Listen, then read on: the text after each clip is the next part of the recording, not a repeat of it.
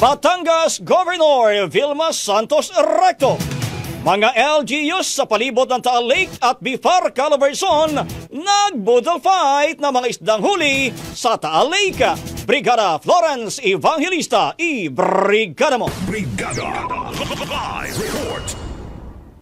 Sa kabila ng maulang panahon, nagsagawa ngayong araw July 22, 2025 ng Budol Fight Activity o sama-samang pagkain ng mga isda ang Bureau of Fisheries and Aquatic Resources Region 4A, katuwang ang mga alkalde mula sa mga bayan at lungsod na nakapaligid sa lawa ng Taal.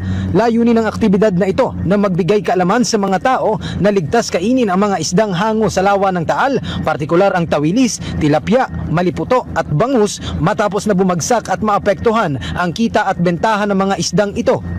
Ayon kay Regional Director ng BFAR 4A, Sammy A. Malvas, kalimitang maayos ang presyo ng mga isdang ito sa mga dealer, ngunit nagkakaroon ng pagbagsak at pagbaba sa presyo pagdating sa mga market hindi lamang sa lalawigan ng Batangas maging sa ibang lugar tulad ng Metro Manila.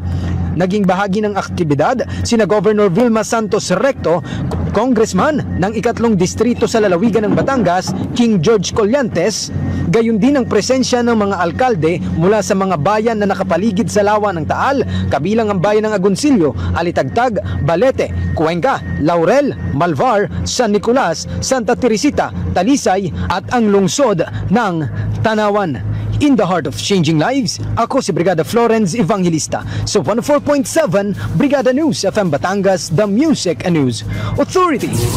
Ang bahaging ito ay hatid sa atin ng NutriCleanse Herbal Capsule. Linis tiyan, sexy tiyan.